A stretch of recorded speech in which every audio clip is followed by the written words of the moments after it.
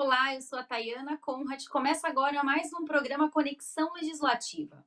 Para conversar com a gente hoje, eu trago aqui a Paula Aparecida, ela que é da mandata ativista da Alesp. Vai conversar um pouquinho com a gente hoje sobre exploração animal. Na verdade, né, Paula, a gente vai falar especificamente aí de um projeto de lei que foi protocolado por um deputado federal, aonde quer tornar aí a exploração animal como patrimônio cultural. Paula, seja mais uma vez bem-vinda ao Conexão Legislativa. Eu que agradeço esse convite de poder cumprir meu papel, né, como professora e também aqui na mandato como co-deputada para explicar um pouco do que está acontecendo em relação a várias causas e agora a causa animal. Eu que agradeço. Exatamente. A gente já conversou aí sobre diversos assuntos. Acho que essa vai ser a primeira vez que a gente conversa sobre esse assunto aí em defesa animal. E eu queria, Paula, que você primeiro desse uma explicada para quem está em casa do que se trata esse projeto de lei que foi protocolado aí por esse deputado federal. Sim, é o projeto de lei 318/2021 do deputado Paulo Bergston, do PTB do Pará, que é bem simples, né, a primeira redação, que é tornar patrimônio imaterial brasileiro a criação e exploração e reprodução, desculpa, de animais não humanos, né, para fins comerciais, etc. e tal. Esse é o projeto, né? E quando a gente lê os projetos, muitas vezes a gente acha que são coisas simples, né? E aí a gente vai entendendo a justificativa. Para quem é da causa animal, já é em si um choque, porque a gente parte do pressuposto que os animais são seres livres, são seres de direito, sujeitos de direito.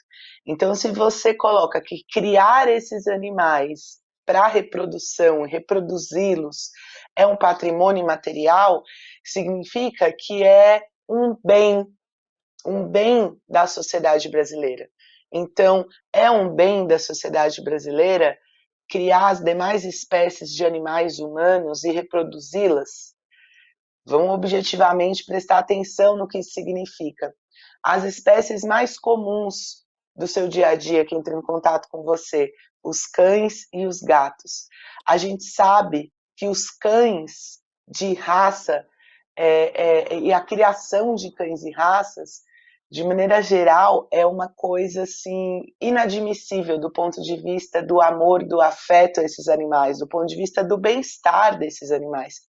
A gente tem verdadeiras fábricas de criação animal, onde você pega a mãe, né, que é chamada de matriz, ou seja, você já daí começa a relacionar essa vida como se ela fosse um objeto de uma fábrica, né, de uma produção em escala industrial.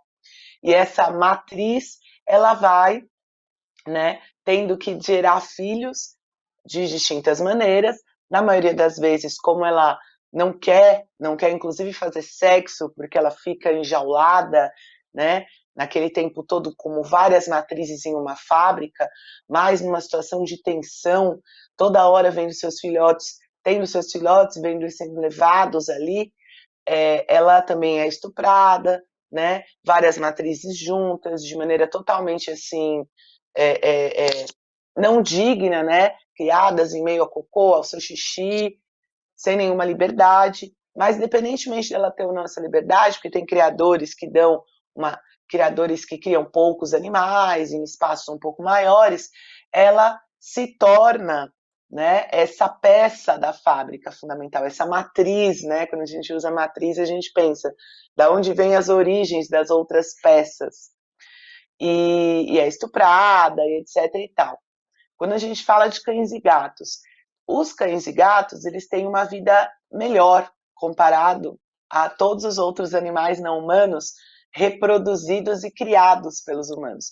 Os cães e gatos têm legislação que diz que não pode dar maus tratos, porque senão vai preso, né? Então, a melhor das vidas é essa. Se a gente vai para os animais da pecuária, para os animais que são testados, que são usados para teste em remédios, em fármacos, né?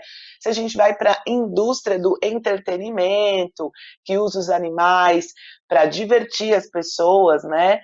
Quando você vai naquelas festas de peão, amarrar o saco do touro, né, para que ele possa, pro boi, né, para que ele possa divertir a galera na agonia de ter alguém em cima dele, né, e apertando os órgãos sexuais dele, e várias outras formas de exploração animal no seu cotidiano.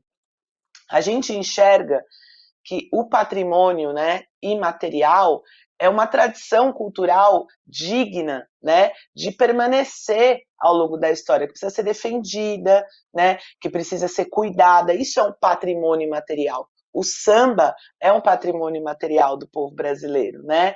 A capoeira é um patrimônio imaterial do povo brasileiro. Várias manifestações culturais, inclusive religiosas, são patrimônio cultural do povo brasileiro, né? E o meu nome é Paula Aparecida, e Aparecida, né, e todo o simbolismo que tem sobre Nossa Senhora é um patrimônio cultural do povo brasileiro. A gente tem um monte por aí, várias manifestações dos povos indígenas, são patrimônios imateriais, não são algo que você pode pegar e tocar. Mas essa lei defende que a criação e reprodução desses animais a fins comerciais, mesmo não comerciais, são parte da tradição que precisa ser defendida do território brasileiro. Para a gente é um absurdo, porque nada de criar e reproduzir animais caracteriza a cultura do povo brasileiro, caracteriza um aspecto de ser brasileiro, que distingue a gente de outros povos. Não existe isso. O que a gente pode dizer é que, de fato, a JBS Friboi, né, e todo grande conglomerado de indústria de exploração animal, dos anos 2000 para cá, enriqueceu muito, devastou muito o território brasileiro e transformou parte da nossa economia numa economia dependente da exploração da pecuária, né? Uma economia que isso é primordial, inclusive o Estado financiou esses grandes conglomerados. E a gente não fala do Estado, assim, entre aspas, pela direita, a gente fala que, inclusive, quem financiou esses grandes monopólios foi o governo do PT, foi o Lula, né? Um erro enorme do ponto de vista ambiental, do ponto de vista econômico, hoje faz a gente depender do que eles chamam, né, de escala primária, né, da economia. A gente não conseguiu, de fato, manter tecnologia no país, entender que o investimento em tecnologia era mais importante, né? Vários problemas. Mas esses conglomerados ficaram muito, muito, muito endinheirados, e aí o Brasil, de fato, hoje, trabalha muito e gira boa parte da sua economia para a criação e reprodução de animais. Inclusive, quando a gente observa que, mas o Brasil também é um grande exportador, né, produtor de soja. A soja brasileira, cerca de 95%, ela é usada como alimentação para a pecuária, né? Como comida, ração para esses animais dessa indústria. Então, a gente está aí, né, devastando a nossa natureza, a Amazônia, o Pantanal, para isso. Deixando de ter água em São Paulo, bebendo volume morto, deixando de São Paulo ser a terra da garoa para ser a terra que chove pouco. É isso que a gente vê, a gente observa todo dia. Eu, quando era criança, chovia, chovia, chovia, chove cada vez menos. E meu pai, então, que é de outra geração, fala que isso mudou completamente, né? Então, assim, esse patrimônio imaterial, ele veio o quê? Tem 20 anos, surgiu nos anos 2000, virou uma característica do povo brasileiro, essa criação e reprodução. E aí tem uma outra discussão histórica, né?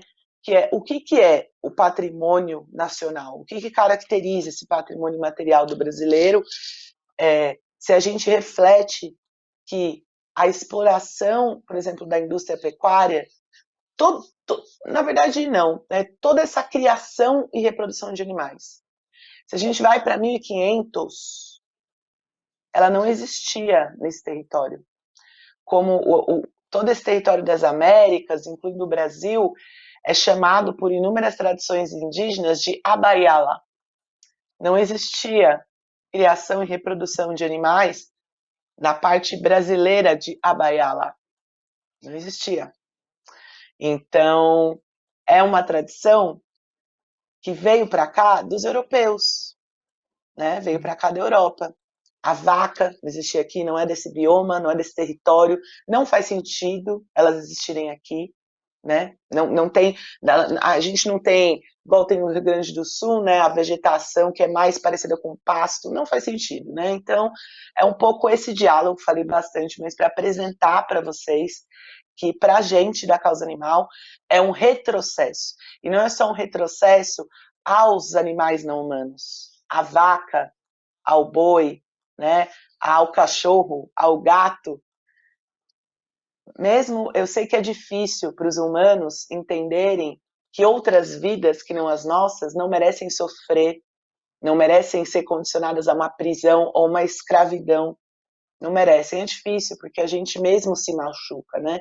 Quanto mais esses seres aí são criados pra gente, porque eu preciso comer, eu preciso ter um bichinho de uma marca, de uma raça X caríssima para estar comigo, eu preciso usar aquele remédio, sei lá, da indústria chique, que testa nos ratinhos. É complicado tudo isso, né? A gente sabe que as pessoas naturalizam a opressão e a exploração do outro. Não é à toa que a gente tem muito ainda problemas entre os humanos. Racismo, machismo, xenofobia, capacitismo. Então, mas eu sempre quero discutir e coloco a causa animal. Muitos ativistas não gostam que eu faça isso, mas eu faço porque é pedagógico, da perspectiva humana. E os humanos precisam entender que a exploração aos animais não humanos nos afeta e nos prejudica. Quando você transforma em patrimônio imaterial do povo brasileiro a criação e reprodução de animais, e aí, nisso, você facilita que o dinheiro, que o Estado dê mais dinheiro, né, para essa indústria, de redução de impostos, né, ajude a esse patrimônio material crescer e reproduzir. Quando você pensa para os animais humanos, para nós, você pensa que quanto mais a gente vai devastar a natureza, destruir a vegetação nativa da Amazônia, do Pantanal, de onde for, para defender esse patrimônio material. O que isso significa em relação à poluição das águas? É um pouco por aí. Então, para a gente é péssimo para todo mundo. Agora, Paulo, eu queria que você explicasse, né, até para quem está em casa, eu imagino que deve ter um movimento muito grande já contra esse projeto, né? E eu quero que você fale disso. Existe um movimento, então, aí contra, a gente espera que realmente esse projeto seja barrado, mas eu quero que você explique a situação dele hoje lá na Câmara dos Deputados. Ele foi protocolado esse ano, né? Como a gente sabe, o projeto demora para ir à votação, para ir para a comissão. Ele acabou de ser protocolado recentemente, então ele vai passar pela comissão temática, né? Que seria a comissão que trabalha com a causa ambiental, com o meio ambiente em geral. Depois, pelas comissões de Constituição e Justiça, pela comissão de orçamento. No caso, ele não é um projeto que naturalmente necessite de orçamento público para se materializar. O movimento da causa animal está se reunindo, primeiro para pressionar os deputados em conjunto a fazer todo tipo de emenda, né, para impedir, na verdade, impedir não, para transformar esse projeto a ponto de impedir ele de ser aprovado, de fato, caracterize isso como patrimônio material. Né, todo tipo de emenda já agora, emenda aditiva, emenda para, né, acabar com ele em si, mas o movimento da causa animal também pensa em estratégias específicas, né, na Comissão de Constituição e Justiça, né, também na Comissão de Meio Ambiente, tem essa articulação, especialmente com deputados lá que são da causa animal.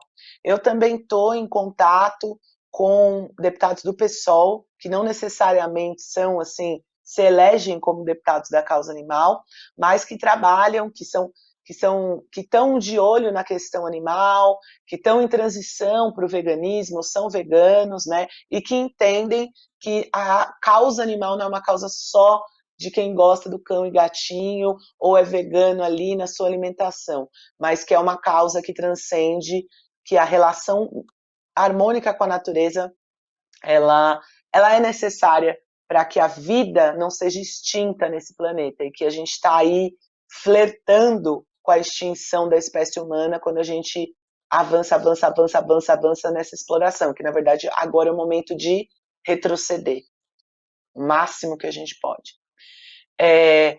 Além disso, tem toda uma mobilização nas redes sociais, né, muito grande, de pressionar cada deputado e todos eles, ir atrás e pedir publicamente que os deputados federais na Câmara se posicionem em relação à pauta. Está se organizando também um movimento assim. O movimento de direito animal, ele é um movimento que tem pouca tradição de organizar frentes únicas, igual à esquerda comum. Né, ele não vem, diferentemente do movimento feminista, do movimento negro, inclusive do movimento LGBT, ele não tem ligações orgânicas com a esquerda tradicional ou com os sindicatos, né? As pessoas muito não sabem, mas o movimento LGBT, por exemplo, na década de 80, se ligava a lutas sindicais, né? Lutas de trabalhadores, tem uma história muito bonita. E o movimento de mulheres no Brasil e no mundo, ele sempre teve relacionado à luta de mais creches, à luta pela maternidade, né? Então você tem essas ligações, o movimento negro também, né? A gente tem o Antônio, o Cândido, né, um almirante negro que lutava pela pauta lá na Marinha contra as chibatadas. Depois tem todo um desenvolvimento até anterior do movimento negro dentro dos sindicatos, de os sindicatos, inclusive, que reuniam negros e brancos antes da abolição, juntar dinheiro para comprar a abolição e também ajudar em preparação mais militar, assim, para soltar e libertar pessoas escravizadas, né? O movimento direito animal, infelizmente, ele não tem essa tradição e isso dificulta um processo simples, que é uma frente única mesmo, de você, tipo, vamos todo mundo lutar contra o PLX, cada um fazendo a sua parte. Então ele está muito espalhado, a luta ela é muito atomizada, digamos assim. Então conheço uma camada de ativistas da causa animal que está potente nas redes, organizando uma encheção de saco de todos os deputados, e tem alguns advogados da causa animal que estão focando em barrar. Uma das pessoas que eu acho que seria muito importante, né, talvez vocês entrevistarem, conversarem, que vai dar uma aula, como sempre, né, de direito animal, é Letícia Filpe, do GAAV, que é uma associação de advogados da causa animal. Né? Ela está focando de para cima do ponto de vista, né, de argumento legal, jurídico, né, sobre esse PL. É uma pessoa que entende muito, uma mulher que entende muito. E a maioria, uma coisa interessante para quem está vendo isso, a maioria das pessoas que são ativistas da causa animal são mulheres. E a gente abre esse debate, né, do ponto de vista da empatia, mas do ponto de vista também da capacidade reprodutiva.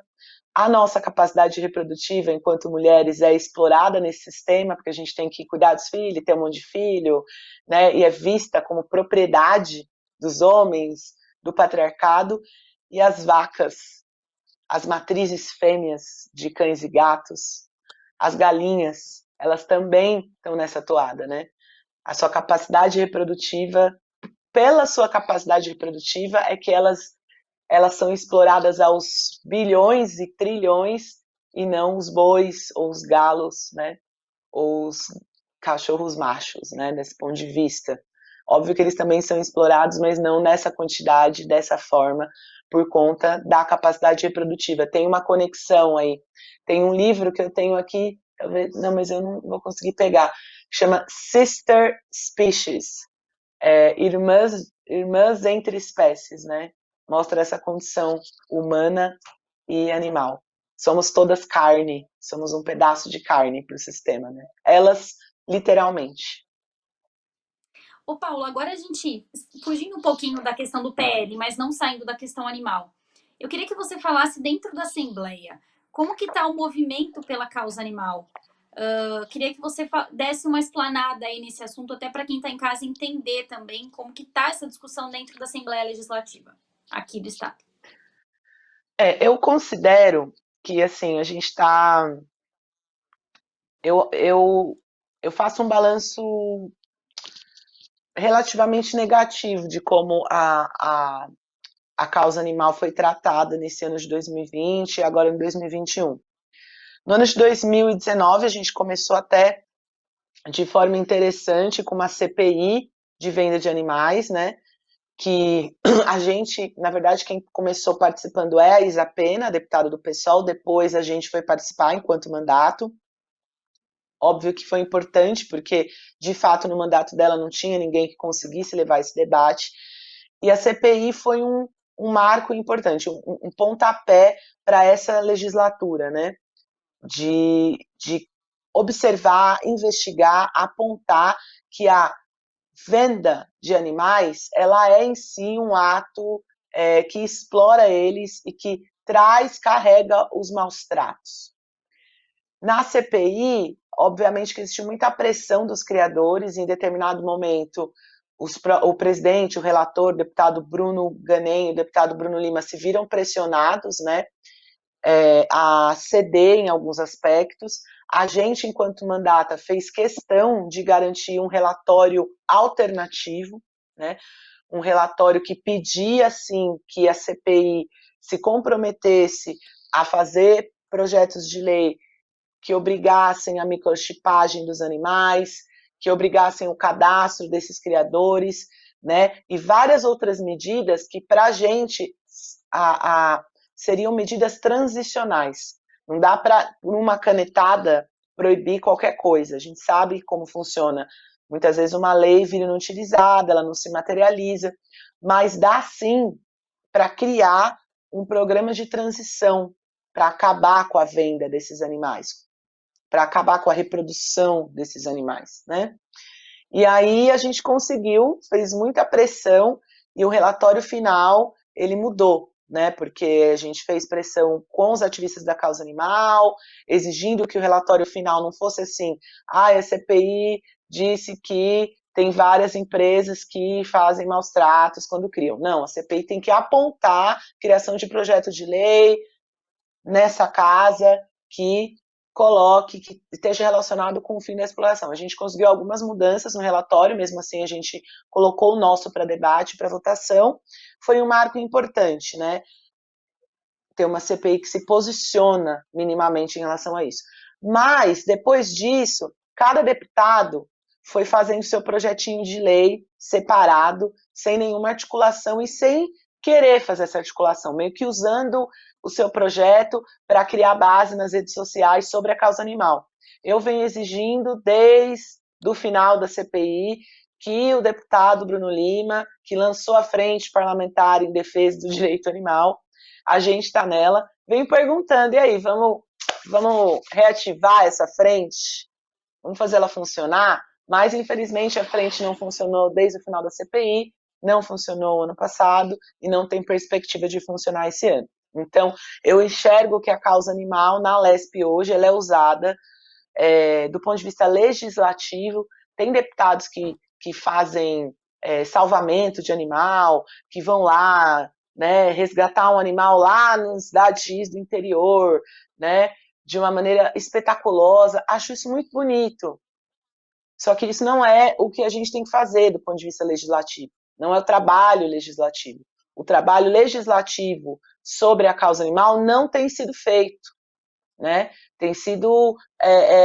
cada deputado, às vezes, protocola projetos de leis muito parecidos, né? E posta nas suas redes para falar que está ajudando os animais, né? E nenhuma articulação com o movimento da causa, articulação entre os demais deputados, né? Alguma coisa que, de fato, aponte esse processo. Para além disso, teve o PL 529, que uma das coisas que o PL colocava é a privatização, né, do zoológico, né? Eu já, inclusive, discuti bastante, e que prejudica, assim, esses animais, né? Fazem que eles se tornem operários do entretenimento, né? Você tem que, cada vez mais, ficar sorrindo, ficar feliz, dar droga para esse animal, joga fora, né, os animais que não funcionam mais, porque eles vão ficando doidinhos, vão ficando com muito problema mental, não conseguem ter aquela vida. A gente fica, as pessoas ficaram aí em casa com a sua autonomia, a classe média especialmente no seu lockdown, com a autonomia, sem criador mandando, trancando você, elas já ficaram muito doentes emocionalmente. Imagina os animais não humanos, né, que não são adaptados a essa vida de casa, de cidade, cadeia, de etc. E também a gente, infelizmente, não conseguiu uma articulação interna na casa para defender os animais nesse caso. O que a gente conseguiu, nossa mandata com muita pressão, é garantir que os animais que dizem defender, os deputados que dizem defender os animais não humanos publicamente, que esses deputados votassem contra o projeto do Dória. Não foi fácil. Teve deputado que ficou ali, ó, na cara do gol, e quase votou, inclusive, né, tem até algumas histórias engraçadas lá do plenário mesmo, de os deputados aliados dele segurar o outro, falar, não vota, e depois nas redes sociais dá uma treta, mas no final a gente conseguiu isso. E eu quero dizer que a nossa mandata é uma mandata coletiva, né? Significa que a gente tem uma estrutura só para dar conta de muita complexidade. E que eu como codeputada, tenho que dar conta só da pauta da educação e da pauta animal. Então, eu toda hora fico assim com muita dificuldade mesmo de expressar esse trabalho. E parte do que eu faço hoje é dividir, inclusive, o meu salário, né, enquanto oficialmente assessora, mas nesse cargo, nessa função de codeputada, com gente para me ajudar na prática, para ver se eu consigo, mas mesmo assim eu consigo muito pouco.